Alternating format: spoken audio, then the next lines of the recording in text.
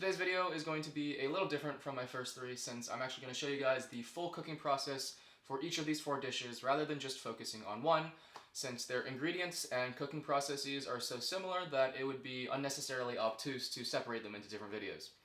Yes, you read the title correctly. The similarities between these dishes remind me of a branching Pokémon evolution line, with Cacio and Pepe forming the base evolution using Pecorino and black pepper, pasta alla Gricia being the first evolution by simply adding Guanciale to that, and then Carbonara and Amatriciana being branching evolutions from pasta alla Gricia using eggs and tomatoes respectively. If you want to skip to the individual recipes, you can go here, here, here, or here.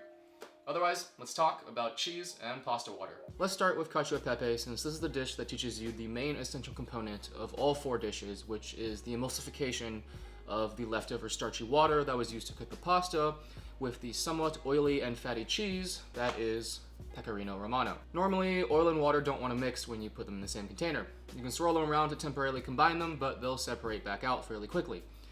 An emulsifier is any compound that accepts water molecules on one end and oil molecules on the other, allowing the two to more easily combine. In the case of cacio e pepe and pasta dishes in general, this emulsifier is the starch that bleeds into the water when pasta is being cooked. The more starch you have, the easier the pecorino binds to the water covering the pasta, and the easier it is to create a smooth and creamy sauce rather than a watery and oily mess.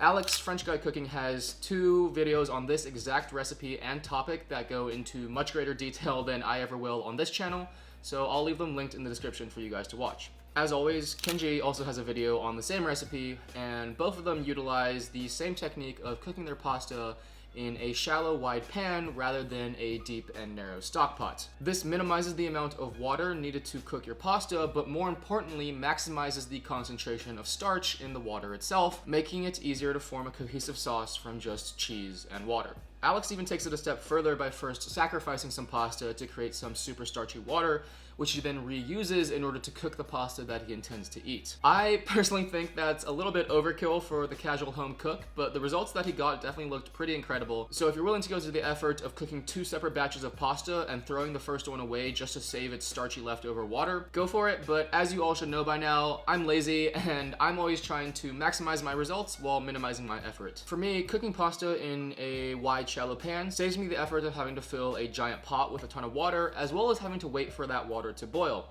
as demonstrated by Ethan Childowski, link in description, and the previous two food tubers. It is not only unnecessary to use a large stock pot of water, it is also unnecessary to wait for that water to boil before you put your pasta in it. Put your pasta in a dry, shallow pan, cover it with just enough water so that it's completely submerged, add a large pinch of salt so that your final dish doesn't taste like bland pasta covered in flavorful sauce, and turn on the heat from there to save water, energy, and time, with the additional benefit of greatly increased starch concentration for a creamier and smooth pasta sauce. This is the only way I cook pasta nowadays, and it should be the only way you do so as well from now on. If you use this shallow water method of cooking pasta, by the time it's almost cooked through, most of the water will have either evaporated or have been absorbed by the pasta itself.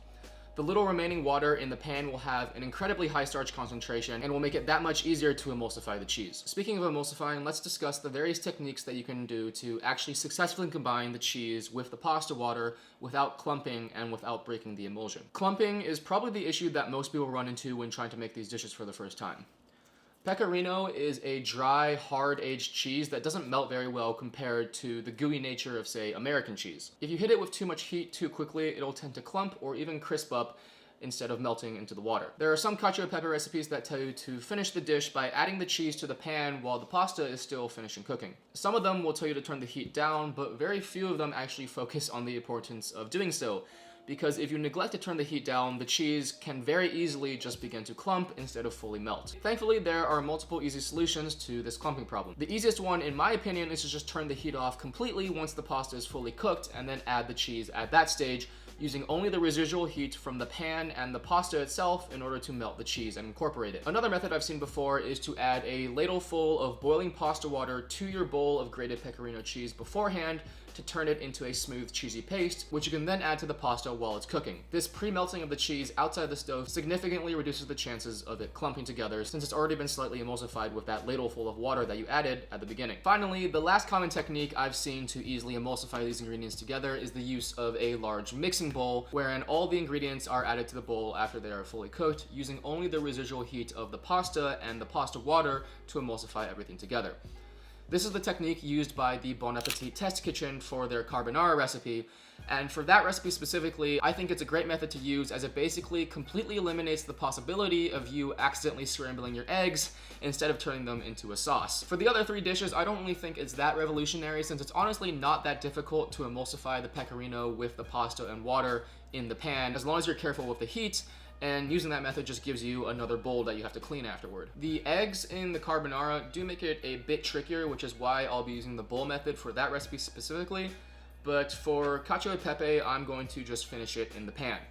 For pasta alla Gricia, I'm going to show you how to use the paste method just to demonstrate it, but I don't think it's strictly necessary as long as you're careful with your heat. I lied a little at the beginning when I said all 4 dishes are dependent on emulsification, as Amatriciana has so much tomato in it that it just ends up absorbing the cheese and the guanciale fat so much that there's not really much of an opportunity to emulsify things to begin with. For the 3 that do require a nice emulsion, if you notice your sauce breaking back apart into water and oil, just add some more starchy pasta water and shake things around a little bit, and your sauce should come back together pretty easily. Now let's talk about guanciale, which is in all of these dishes except for Cacio e Pepe. This is a traditional cured Italian pork jowl, and it is incredibly difficult to source if you don't live in a big city. And though it is the traditional authentic ingredient to use in these recipes, you can absolutely substitute it with pancetta or even bacon. The Italian culinary tradition, as I understand it, is to make the best use of the ingredients that you have on hand and can easily find, and I cannot easily find guanciale where I live. I did manage to find pre-cubed pancetta pieces at my local Trader Joe's, so I picked up a few packages just to try it, but most of the time when I make any of these dishes, I just end up using bacon. Regardless of what meat you end up using, the main purpose of it is so that you can render out the fat in order to flavor the sauce with its umami and salty taste modality components,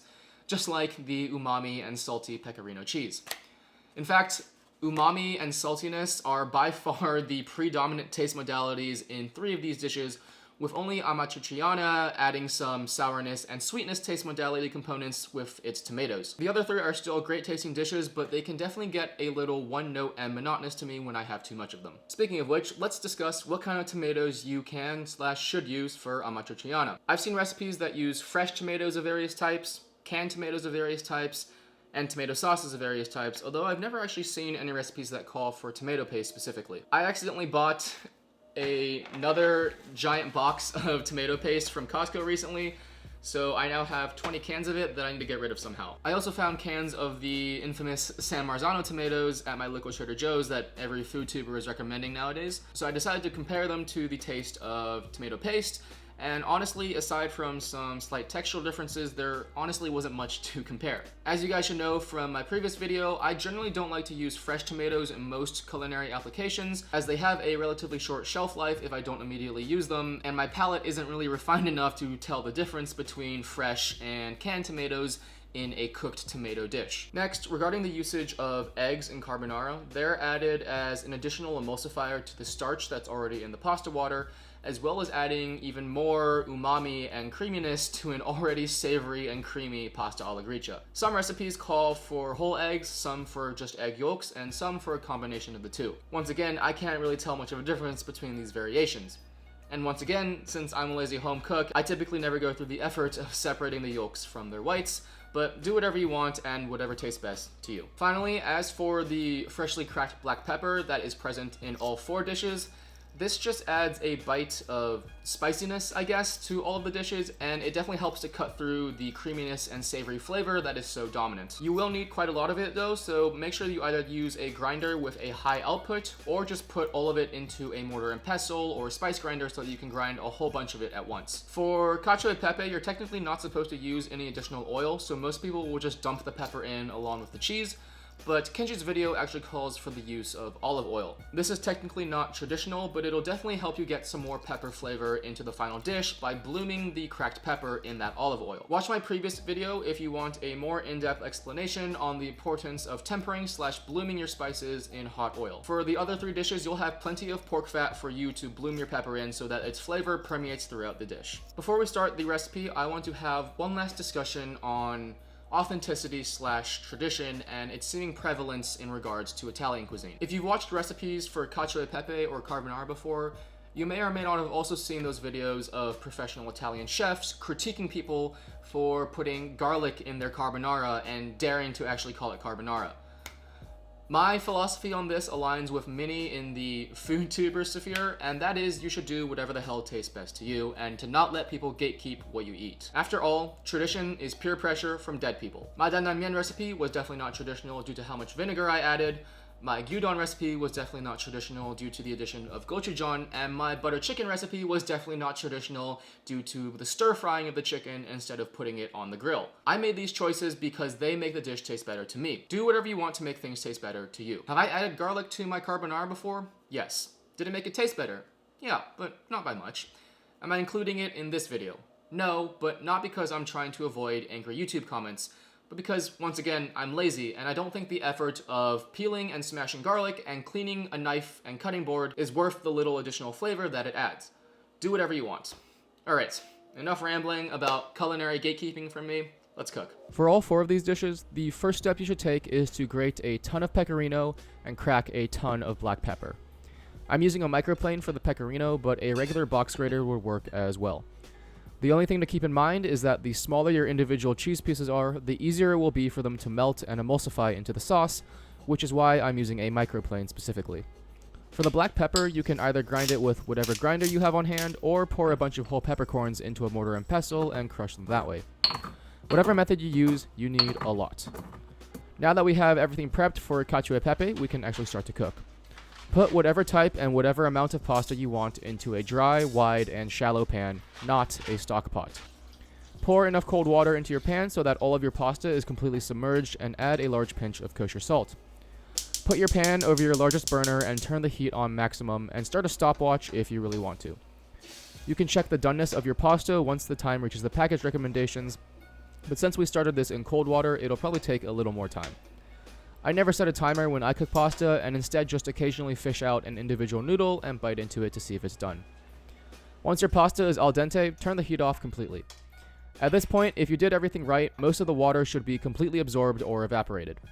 If things begin to stick to the pan before you reach the proper doneness, you can just add occasional spoonfuls of water throughout the process. The residual heat in the pan and the water should be enough to fully melt the pecorino cheese without causing it to clump up. Once you turn the heat off, simply dump in however much pecorino and black pepper that you want. Start with a little bit of both and mix everything together. Once you've verified that the cheese is fully incorporated and emulsified, you can add more to your taste. Add more water if the sauce seems to become too thick, or turn the heat back on if you didn't evaporate enough water out before adding the cheese, and stir and shake again to bring the sauce back together. And that's it. Spoon it out onto a plate and crack some additional black pepper on top, and maybe even some more grated pecorino, and you have possibly one of the greatest culinary uses of the fewest possible ingredients. For pasta alla Gricia, the only additional prep work you need to do is to cut your guanciale, pancetta, or bacon into cubes of your size preference. I managed to find some pre-cubed pancetta at my local Trader Joe's and couldn't actually find it in its whole form, so this saves me some prep work. Regardless of what you use, toss it into another cold pan alongside the pan that you're using for your pasta, and put it on a low flame as you begin to cook your pasta as well. The fat will slowly render out and cover the pan, which you can then use to bloom/temper your freshly cracked black pepper in. I typically wait for most of the fat to render out until the pork is browned, and then turn the heat off completely before adding the pepper, as it can burn pretty easily otherwise. Once your pasta is just shy of al dente, transfer it to the other pan with the pork fat using a slotted spoon without worrying about the water that comes along with it. If you want to try a different method of emulsification, you can add a spoonful of the pasta water to your bowl of pecorino cheese and mix it around to form a smooth paste. Add the paste to the pan, turn the heat back on medium to medium-low, and again stir around to fully combine. or just skip the paste forming step and add the grated cheese directly if you're confident you won't clump the cheese together with too much heat. Add more cheese if you want a thicker sauce, and add more pasta water if you want a thinner sauce. Spoon it out onto a plate, garnish with more black pepper and pecorino, and there you have probably my favorite of the 4 dishes. For Amatriciana, you need to decide what type of tomato product you're going to use. Once you have that figured out, everything else is basically the same as making pasta alla Gricia, only you're going to turn the heat back on once you've bloomed the black pepper in the pork fat, and then first add whatever type of tomato you choose to the pan before the pasta. Cook it for a few minutes until fully incorporated, and if you're using tomato paste like me, add a cup of water to actually turn it into a sauce. Then add the just shy of al dente pasta as for pasta alla Gricia, and finally the grated pecorino. Toss and stir to combine, adding more pasta water as necessary to thin out the sauce, and once again spoon out onto a plate and garnish with additional black pepper and pecorino. This one probably has the most balance of flavors of the 4 dishes and is the only one that doesn't get overwhelmingly rich and savory to me when I eat a lot of it due to the acidity and sweetness of the tomatoes. For carbonara, you'll need some eggs in addition to the base prep work for pasta alla Gricia. If you want your final sauce to be richer, use more egg yolks instead of whole eggs. The general proportion is about 1 egg or 2 egg yolks per serving. I'm using whole eggs here since I'm too lazy to separate out yolks and whites, and I can't really tell too much of a difference versus just using egg yolks. Beat the eggs in a large mixing bowl along with a whole bunch of grated pecorino. Once you've rendered out the fat from whatever pork product you're using and you've bloomed the black pepper in that fat, transfer the contents of the pan to that mixing bowl and whisk everything together until smooth and homogeneous. Once your pasta is completely al dente, transfer the pasta directly from the pan to your mixing bowl, making sure to bring along whatever pasta water clings to the noodles. Immediately begin mixing together vigorously so that the residual heat of the pasta tempers and emulsifies the egg mixture into a smooth and creamy sauce. Spoon out onto a plate and, once again, garnish with additional black pepper and pecorino. Carbonara is definitely the most famous of these 4 dishes, and for good reason. It's incredibly savory and creamy when done right, without any actual cream present in the dish. That's it for this episode. If you guys have any ideas for future videos or topics that you want me to cover, let me know down in the comments. I have a few scripts that are drafted right now that I'm working on completing, but I always appreciate new ideas. Next week's video is going to be on worldwide variations of the fried chicken sandwich, so subscribe if you love chicken as much as my former college roommate does. Drop a like if you enjoyed what you saw today, and thank you for watching episode 4 of Cooking With You. I'll talk to you guys in the next one. Peace.